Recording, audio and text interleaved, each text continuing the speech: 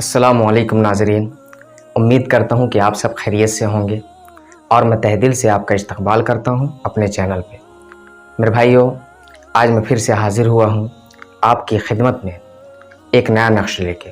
और आज इस वीडियो में मैं आपको बताऊँगा कि सूरह बकरा का नक्श कैसे बनाया जाता है और सूरह बकरा का जो नक्श है इस्तेमाल जो है किस काम में किया जाता है और कैसे किया जाता है।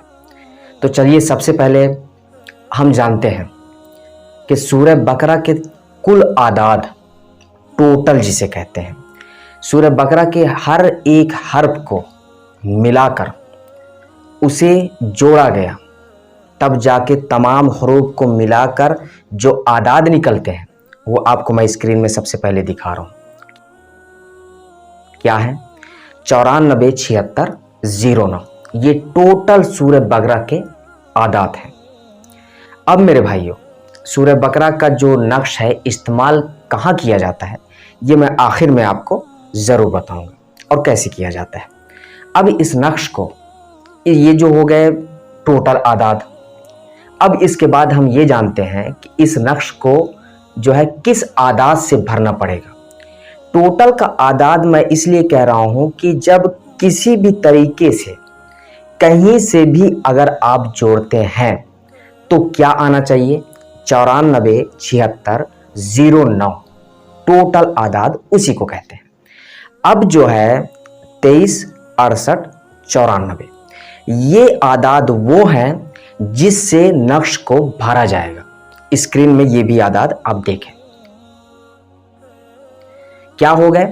23 68 94 ये टोटल आदाद हो गए। ये टोटल आदाद किसके हैं? पहले खाने से भरने के लिए। जब आप चारों खाना किसी भी तरीके से आप जब जोड़ते हैं तो ये आदाद आते हैं जो मैं टोटल का बताया हूं। और 23 68 94 ये आदाद किसके होते हैं?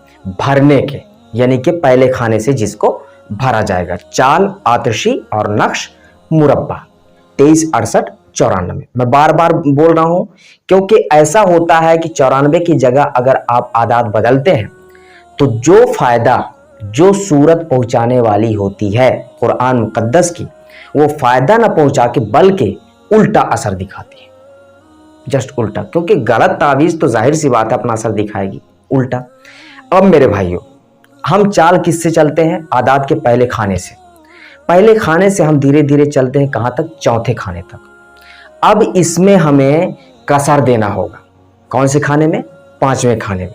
पांचवें खाने में कसर देकर आप पांचवें खाने के आदाद के मुताबिक पूरे आदाद को, पूरे खाने को आप पुर कर सकते हैं।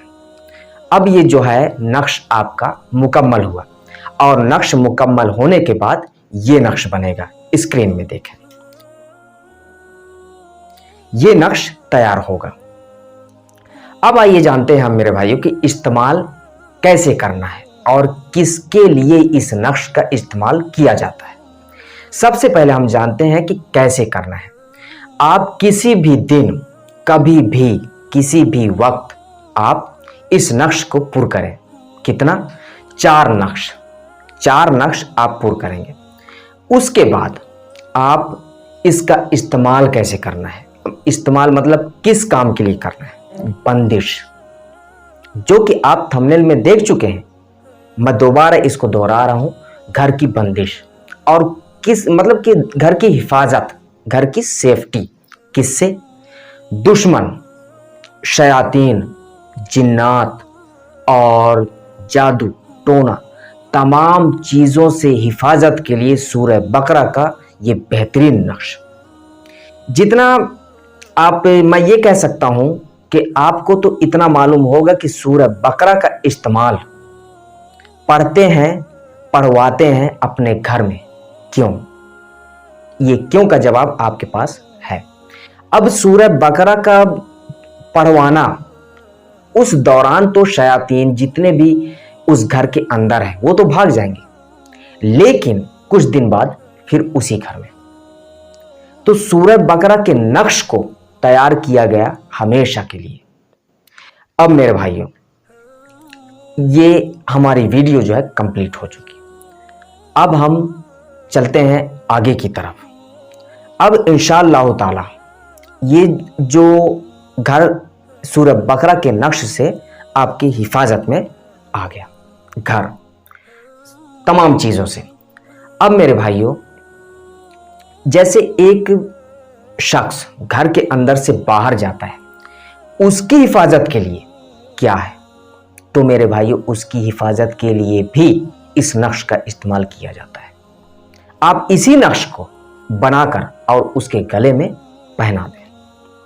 कभी भी नजर बस से और शयातीन से, ये शयातीन और नजर बद और ये टोना जादू जितने भी उसके ऊपर किसी भी हाल में लगेगी ही नहीं, किसी भी हाल में। तो मेरे भाइयों आज के लिए बस इतना ही। उम्मीद करता हूं कि ये वीडियो आपको पसंद आई होगी।